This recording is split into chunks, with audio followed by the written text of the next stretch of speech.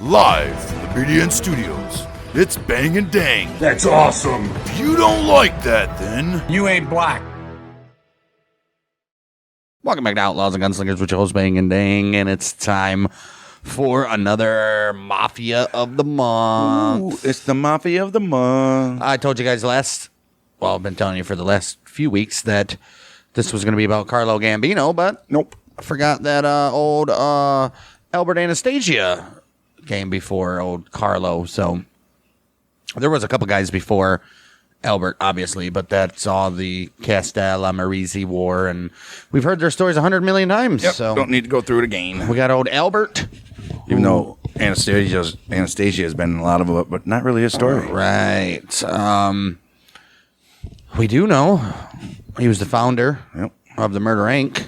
Eventually took over what became the Gambino crime family. It was the Anastasia family while he ran it. And Vito and Carlo Gambino said, this guy's getting a little bit too big for his britches. Let's take him out. And that's when old Carlo Gambino became boss of what is now the Gambino family. Right. Everybody knows the rules. Everybody saw the photo. I'm sure probably the most famous Mafia murder photo of all time of him laying dead in the barbershop. So we'll get to that, how to get there, and his life and career leading up to all that. But before that, go check out our YouTube at Bang Dang Network. Shorts, clips, exclusives. Our exclusive Dart League, by the way, where we're in about a quarter of the way through Season 9 already. And looked like Dang was running away with it, but maybe not. But that'll be months before you guys see that anyways. We still got Season 3 that needs to be released. But we got a lot of content of the Dart stuff over on the YouTube. And if you're listening on Spotify, Apple, give us a review, comment, and share us with the friends. The friends. Umberto Albert Anastasia. Ooh. He was born Umberto Anastasio, September 26, 1902. He was born in Pargalia, Calabria, Italy, to Bartolomeo Anastasio and Bart. Mariana Palestina. Anastasia's father was a railway worker who died after World War I, leaving behind 9 children. Oh, shit. Anastasia had 7 brothers: Raphael, Frank, Anthony, Joseph, Gerardo, Luigi, who moved to Australia for some reason, and Salvatore Anastasio. And he had a sister named Maria. Cool. Everybody had him. What is that? From Goodfellas, when she's telling the story about their wedding, she was like, and everybody was married to a Maria. Right. That's true. There was a lot of Marias, or, never mind. What was the guy's name? Anthony. Oh, there's a bunch of Anthonys or Tonys. Tonys, or, what was up there more? Pretty sure that's what it is. Raphael, Frank, Joseph, and Gerardo. Oh, and Carlo's a big one, too. Well, I don't know about that. 1919, Anastasia, with his brothers Joseph, Anthony, Gerardo, illegally entered the United States after they deserted a freighter they were working aboard in New York City. They soon started working as longshoremen on the Brooklyn waterfront. 17th of March, year 1921, Anastasia was convicted of murdering longshoreman George Torino as the result of a quarrel. He was sentenced to death and sent to Sing Sing State Prison in Ossining, New York, to await execution. Well, Dang. fortunately for him, which would we'll He must see. have killed that guy with like bare hands or brutally murdered him or something to be sentenced to death. Well, it was like a quarrel. I'm pretty sure he beat the hell out of him to death. Yeah. We'll see this a lot of times during his story, or at least the first part. Due to a legal technicality, Anastasia won a retrial in 1922. 4 of the original prosecution witnesses has since disappeared. Oh. And Anastasia was released from custody. I bet he was. During that time, he legally changed his surname from Anastasio to Anastasia, reportedly to save his Anastasio relatives from embarrassment. They're like, we can't have a criminal in the family. Right. 1928, Anastasia was charged with the murder in Brooklyn. Oh, jeez. But the witnesses either disappeared or refused to testify. No. Oh, look at this again. June 6, 1923, Anastasia was convicted of illegal possession of a firearm and sentenced to 2 years in prison. He actually goes. Right. 37, we'll jump forward. I guess we don't know what he did from 25 to 37. He married Elsa Bargnesi, and they had 2 sons, Umberto and Richard, plus 2 daughters, Joanna and Gloriana. Oh, Gloriana. I'm starting families. Look at that shit. Yeah. Well, I guess we're going back to the late 20s. By the late 1920s, Anastasia had become a top leader of the International Longshoremen's Association, which is the ILA. Everybody in the Mafia? Controlling 6 local chapters of the labor union in Brooklyn. He allied himself with Giuseppe Joe the Boss Masseria, a powerful Sicilian-born mafia leader in Brooklyn, which we all know. He soon became close associates with future Cosa Nostra bosses Joe Adonis, Lucky Luciano, Vito Genovese, and old Frank Costello. Frank Costello. We haven't done him yet, have we? No. Yeah. Did we do Frank Costello? I can't remember. I think we did. Yeah, Frank was part of Genovese's. Right.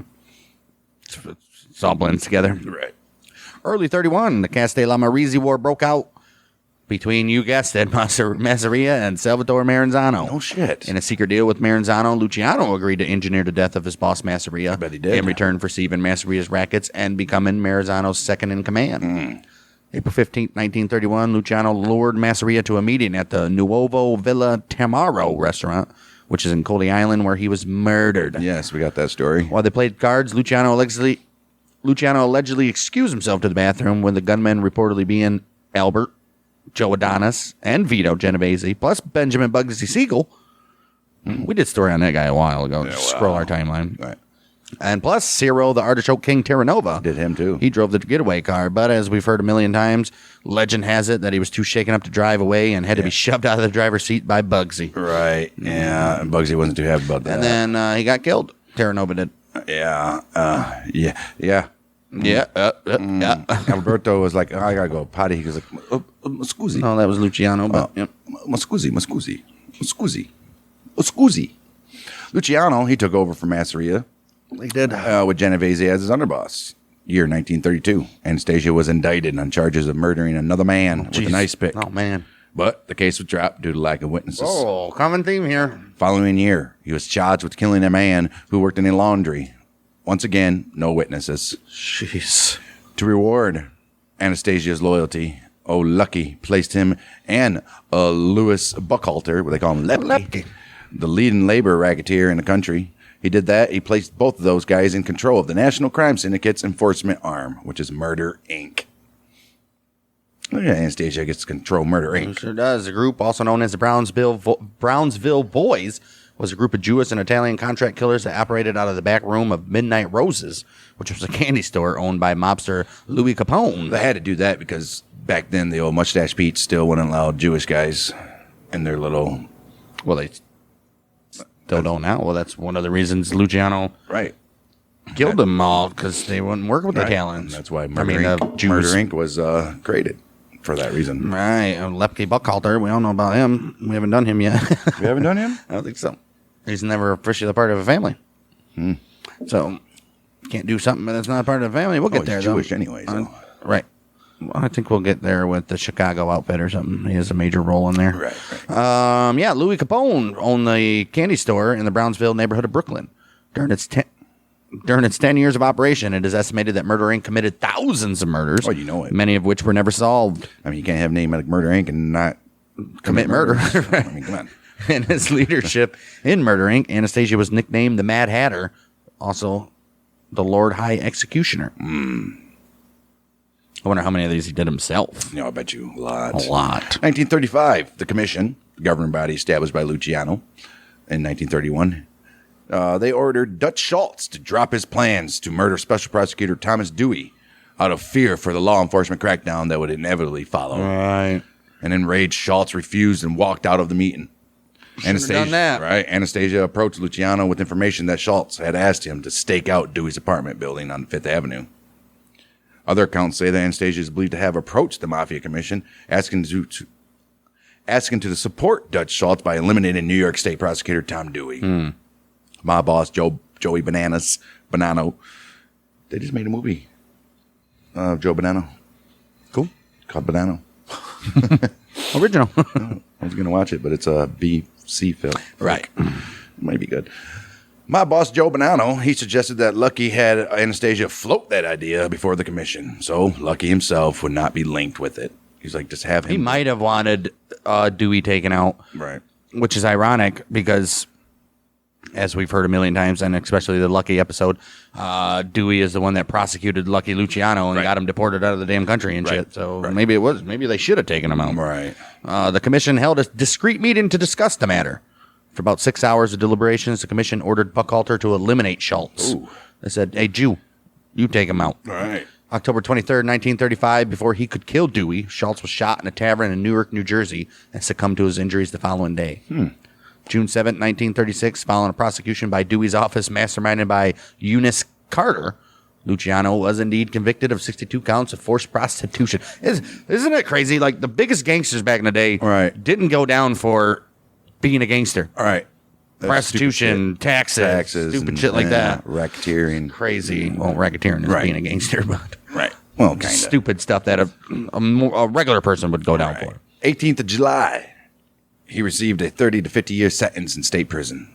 Genovese became acting boss, but he fled to Italy, as we all know, in 1937, after himself was indicted on a 1934 murder. Old Frank Costello now became acting boss of the Luciano crime family. Did. May, year 1939. Anastasia allegedly ordered the murder of Morris Diamond, a Teamster Union official in Brooklyn, who had opposed Buckhalter's attempts to maintain control of the garment district in Manhattan. You don't mess with their clothes. Nope. In the summer of 1939, he allegedly organized the murder of Peter Panto. Peter Panto. Peter Panto. From Everland. And he was an ILA activist who had been leading a movement for the democratic reforms in the union's local chapters. And he also refused to be intimidated by the LA officials. You don't want to do that when all the ILA officials are mob. Right. You're like, you can't intimidate me. Oh, yeah? And, of course, July 14, 1939, Panto disappeared. Yep. His body was later recovered on a farm in New Jersey. No shit. Jeez. 1941, Abe Rayleigh. He was a gang leader from Brownsville, Brooklyn, who had been supplying Anastasia and Murder, Inc. with hitmen for the previous decade. Oh. And he was arrested by law enforcement, effectively ending Murder, Inc. Oh, wow. Not going to end good for you, Rayleigh. Right. Rayleigh, that's what I'm calling him. Rayleigh decided to testify for the government to save himself from the death penalty. Yeah, sure you did. Yeah, from the government. Right, leading to the conviction of 7 members of Murder, Inc. No. Rayleigh also had information that would implicate Anastasia in the Diamond and Panto murders. And we know we don't implicate Anastasia in things. Well, fearful of prosecution, Anastasia offered a $100,000 reward for Rayleigh's murder. Like $1 million. Right. He's like, whoever kills Abe, bring his head to me. There you go. November 12th, 1941. Rayleigh was found dead on a restaurant roof outside the Half Moon Hotel in Coney Island. He was being guarded in a 6th-floor room during an ongoing trial. Not being Well, not guarded pretty right. good. What's he? He probably slipped out to the roof to smoke a cig or something, and they got him, dude. Year 1951, a grand jury ruled that Rayleigh accidentally died while climbing down to the 5th floor using sheets tied to a heating radiator. Oh, shit. So they didn't even kill him. However, many officials still suspected that he had been moited. Oh, he was trying to. No, why would he escape? I think he was trying to go somewhere. He needed to meet somebody. Or that, or whoever killed him staged the sheets and shit. Right. Spring 1942, Anastasia allegedly ordered the murder of an associate, Anthony Romeo. He's taking this Murder, Inc. stuff to heart, isn't he? Who had been arrested and questioned in the Panto killing. Jeez. At the end of June, Romeo's body was discovered near Guyancourt, Delaware. He had been beaten and shot a number of times. Jeez. Yeah, they beat the shit out of him and then killed him. Right. Well, during World War II, Anastasia reportedly conceived a plan to win a pardon for the imprisoned Luciano by helping the war effort. We've heard of this. Right. With the United States needed allies in Sicily to advance the invasion of Italy and the desire of the U.S. Navy to dedicate its resources to the war, Anastasia orchestrated a deal to obtain lighter treatment and eventual parole for Luciano in exchange for the Mafia's protection of the waterfront and Luciano's assistance with his associates in Sicily. That's pretty messed up. Did. That's how big, the Mafia was, where the United States freaking armed forces needed their help to do the waterfront. Well, first of all, how shitty the Navy was. We all know that, especially New York, they controlled the waterfront. So anything going on out there, they were afraid of the Germans and the Nazis trying to bomb ships and stuff that were at port.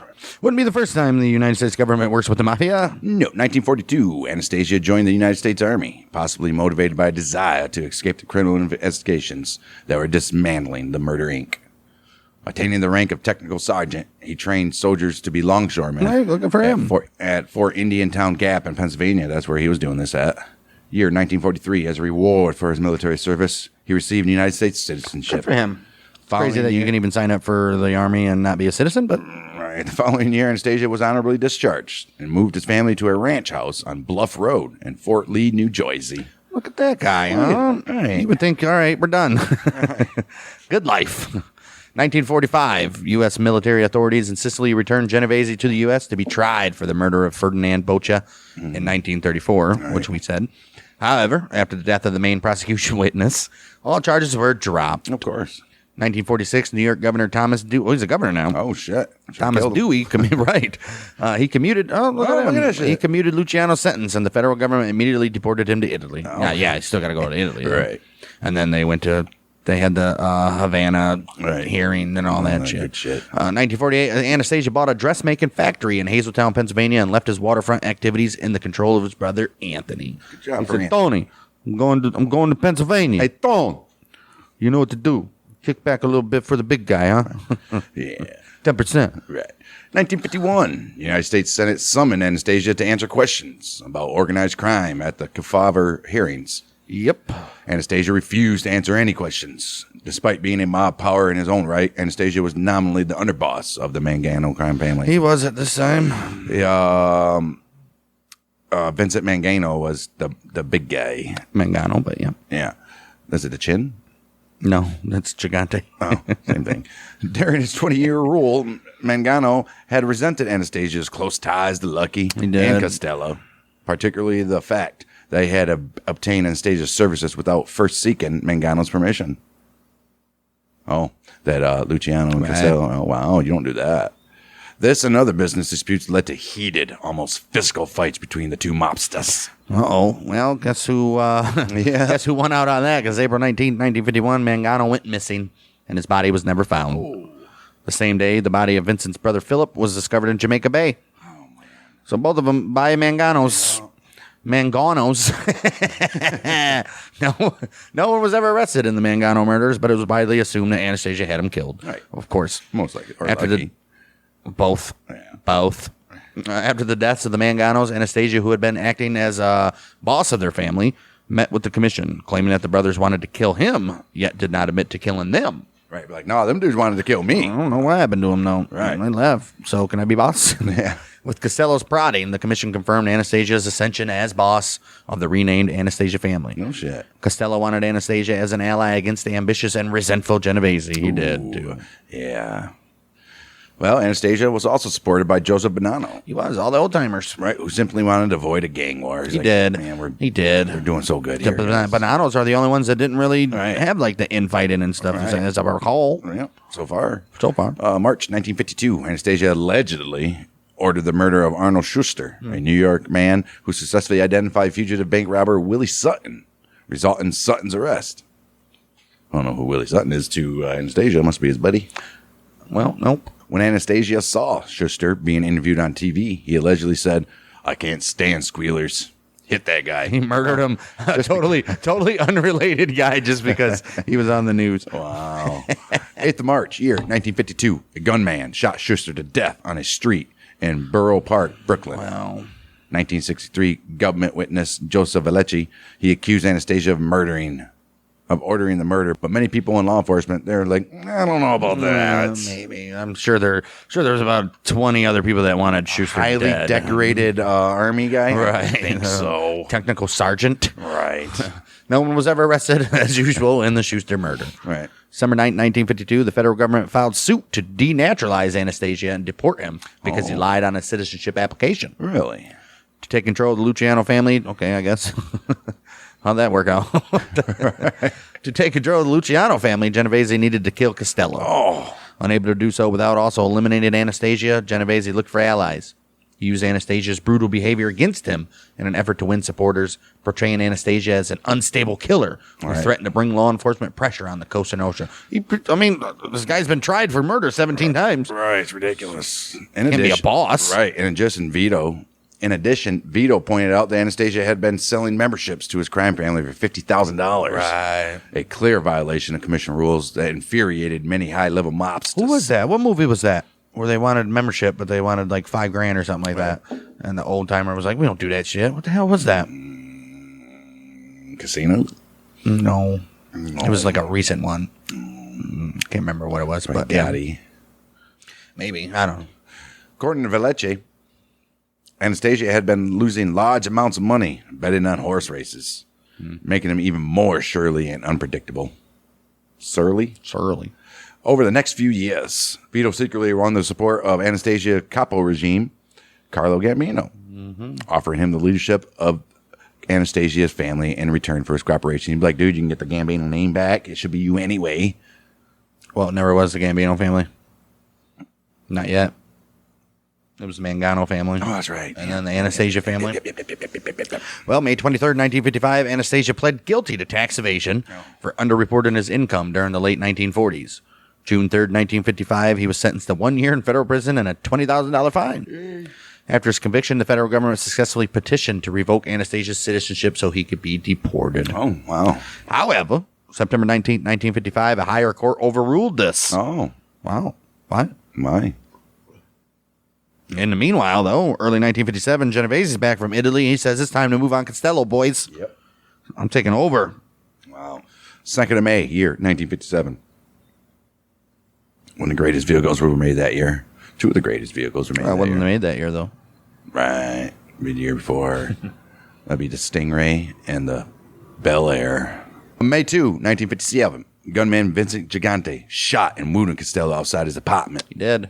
Although the wound was superficial, it persuaded Costello to relinquish power. He said, screw this. Right. He's like, Vito, you can take this shit. I'm retiring. I'm going to Arizona. Yep. Genovese then controlled what is now called the Genovese crime family. Old Joey Bananas later credited himself with arranging a sit-down where he kept Anastasia from immediately taking Genovese to war in response. I bet you Anastasia was like, this guy.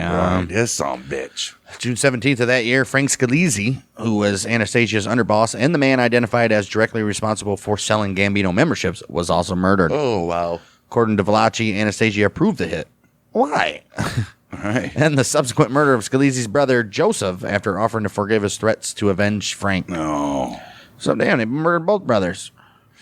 Yeah. Again. I think anybody would be like, oh, damn you, I will avenge. And they're like, you sure you want to? Like, you know what? I don't think so. I was in my feels that day. Right. I was a little, Right. I was myself. I needed a Snickers. I understand this business. You had it coming. Right. You got to do what you got to do. I mean, morning of October 25th, 1957, Anastasia entered the barbershop of the Park Sheridan Hotel at 56th Street and 7th Avenue in Midtown Manhattan. Uh-oh. Anastasia's driver parked the car in an underground garage and then conveniently took a walk outside, leaving him unprotected. Oh, wow. Took a walk outside. Or maybe Anastasia's just like, hey, man, take a walk. All right. As a ruthless killer, Anastasia relaxed in the barber's chair. Two men with scarves covering their faces rushed in, shoved the barber out of the way, and fired at Anastasia. After the first volley of bullets, Anastasia reportedly lunged at his murderers. However, the stunned Anastasia had actually attacked the gunman's reflections in the wall mirror of the barbershop. The gunman continued firing until Anastasia finally fell dead on the floor. The Anastasia homicide generated a tremendous amount of public interest, sparked a high-profile police investigation. Yeah, there's a video on YouTube. You can look it up of the cops in the barbershop, like, checking out the scene and stuff. Crazy. Cool. According to New York Times, journalists and Five Families author Selwyn Robb, this guy's been on all over the place. Right. The vivid image of a helpless victim swathed in white towels was stamped into the public memory. Jeez. However, no one was charged with the case. Of course. Speculation on who killed Anastasia has centered on the Profaci crime family mobster Joe Gallo, the patriarch of crime family of Providence, and certain drug dealers within the Gambino family. Yeah. Initially, the NYPD concluded that Anastasia's homicide had been arranged by Vito and Carlo, and that it was carried out by a crew led by Gallo. Oh. Damn, dude. All the big guys, huh? Tough shit right there. At one point, Gallo boasted to an associate of his part in the hit. You can just call the five of us the Barbershop Quintet. The Barbershop Quintet. Yeah, fantastic. Ooh, ooh, ooh. Right? Anastasia's funeral service was conducted at a Brooklyn funeral home. The Roman Catholic Diocese of Brooklyn had refused to sanction a church burial. I bet they did. But they're like, wait, how many little boys are coming? You got any altar boys? I think we got a plot out in the back. Right. Leave the boys in here, though. Anastasia was interred in Greenwood Cemetery in Greenwood Heights, Brooklyn, attended by a handful of friends and relatives. It was marked Anastasio. That's it. Oh. Right. 1958, his family emigrated to Canada and changed the name to Anastasia. Oh, wow. They're getting rid of that altogether. Right. Jeez. Gambino was expected to be proclaimed boss of Anastasia's family at the November 14th, 1957 Appalachian meeting, which we know was raided by the police to the detriment of Genovese's reputation because he set it up. Gambino's appointment was postponed to a later meeting in New York City. Right. Under Gambino, Anthony Anastasio saw his power curtailed, and in frustration, he began passing information to the Feds shortly before his 1963 death. This guy didn't even avenge his old brother, right. huh? Wow. I guess he's seen what happens when you do Right. that. Vito Genovese enjoyed a short reign as family boss. Year 1957, after the disastrous Appalachian meeting, Luciano Costello and Gambino conspired to entrap Vito with the narcotics conviction, bribing a drug dealer to testify he had personally worked with Vito. Sent him away for dealing heroin. Right.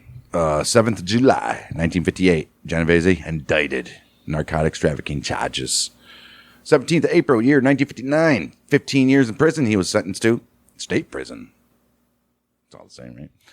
Anastasia lived in the 25-room, 6,529 square foot hilltop mansion located in Fort Lee, Jersey from 1947 until his moida in 1957. Holy shit. Good for him, I guess. Right. 1958, less than a year after his death, comedian Buddy Hackett and his wife purchased the mansion, and after renovations, lived there through most of the 60s. The mansion sold for $6.9 million in late December 2017. It was last sold December 2018 for $3.6 million. Wow, that's a hell of a cut. And demolished in March of 2019. Okay. Actor and former heavyweight boxing contender Jack O'Halloran claims to be Anastasia's illegitimate son, by the way. Shit. After the murder, the barber chairs at the Park Sheraton Hotel were repositioned to face away from the mirror. Why? Because that's what he thought it was the actual shooter. Okay, so like if anybody else comes trying to murder people, at least they'll have a chance to rush them and not the mirror. Okay, the Anastasia chair that he was murdered in was later auctioned off for $7,000. Oh. That's it. It is, like most stuff, an exhibit at the Mob Museum in Las Vegas to this day. Fantastic. Awesome. I believe that's where Bonnie and Clyde's car is as well. Auction off for $7,000, and whoever owns it is getting a percentage of the museum. Percentage of I doubt it. I'm sure. It wasn't donated. I'm sure the museum bought it. Maybe. A lot of these Became it. Yeah, somebody probably donated it, whoever that was. Weirdos that likes to. I'd like it. I'd put it in my house. I would. And the Bonnie and Clyde car. Right. Why not? And the display of the Hollywood shootout guy things. I would drive the Bonnie and Clyde car. Well, Just how it is. well, Put plastic on the seats so the bloods don't. well, that's all washed off. I hope not. It is. You can buy a Tupac's car that he was shot in. Oh, yeah? Probably like $1 million. No, it's a couple thousand, 100,000. But they fixed it though. There's no bullet holes or nothing. Oh, that's gay. So you don't even know if it is. Right. Well, it is We don't. confirmed, but no bullet holes. Why would you? And that'll do for Albert Anastasia. Albert. Sherbet. Albert Anastasia. It was a little less than I was thinking it was going to be, but That's all right. that's a story, and we're sticking to it. Coming up next week, though, or not next week, next month, Mafia of the month, next month, December. Wait, this is December. January new. It's a whole new year, and it's a whole new boss of the Gambino family. Because it's now officially the Gambino family, as Carlo Gambino will take over, and we get into the good stuff. Actually, Gambino's like boss for years, 20 years or something like that. Yep. So that's the thing about the Gambino family too. There wasn't even that many bosses. I think he's boss just until before the indictments in the 80s, and then during that time, wasn't he? Crackdown. When he died. So alive. Oh, that's the Gambino family. Historical leader. He died of natural causes in 76, so 20 years. And then Paul Castellano, I forgot about him. He's 10 years. And then Gotti was there for the rest of the time until 2002. So, yeah, not many bosses for these guys. Castellano got murked. He got napped. Yeah. John Gotti, he said, take him out, baby. And then we have a bunch of people from the present time that probably don't have much of a story because nobody knows about them. And then we got some guy named Arnold Squirtieri. Squitieri. Yeah, so this should be a short one. Because other than that, there's Stefano Ferrigno. Is that Lou's grandma? There's not really. I doubt it. Frank DeChico. He might be one. We've heard of him. Well, he's a Lucchese family hitman, though. But he was an underboss, too. Right. So we might have a couple. Oh, Sammy the Bull, clearly. Yeah, Sammy the Bull. We got to get him. Murdered by Lucchese's. Yeah. Sammy the Bull, who literally is the reason why John Gotti got put in prison. So we'll have him. Right. And Frank Scalise, no. Joe Gallo, yeah. We'll There is no acting boss. Probably have to have Joe Gallo. Or is that underboss? Oh, it's underboss. There's no acting underboss? There's no underboss right now? I don't know, but the boss right now is Domenico Italian Dom Cephalou. The acting is Lorenzo Menino. I just told you, the Gambino guy just got like 16 or 17 of them just got rounded up the other week. Oh, yeah. So there's a bunch of stuff. Yeah, not that many bosses, though. So Gambino should be a short one, but we'll be done with him in July of sometime if we keep going one per month. But that's fine. That's fine. The Mafia's not going nowhere. Their stories are here. Yep. So we'll see you next week. In the meantime, at Bang Dang Network on YouTube. Make sure to check out, subscribe, and check out our Dart League, as well as Spotify, Apple. Comment, leave a review, and share it with your friends. We'll be back next week, though, for some more true crime. Not sure what it is right now. Share it with your boys. We just did the murder of Selena and the John Bonet mystery preceding this episode. Not sure what's going to be next episode. Selena. Other than that, Battles of the American Civil War and Lee and Corey on the case, all on our YouTube. Go check it out. We'll be back next week. Maybe we'll do another famous singer death. Well, we'll see in the What's that guy? He He got killed by his son. Marvin Gaye. That's nothing. No mystery, though. Right. No, outlaw. He was arguing with his dad, and his dad came in and shot him. Case closed. Still Gunslinger? Case closed. Still Gunslinger. We'll be back next week. We're about the Michiganders with Bang, dang.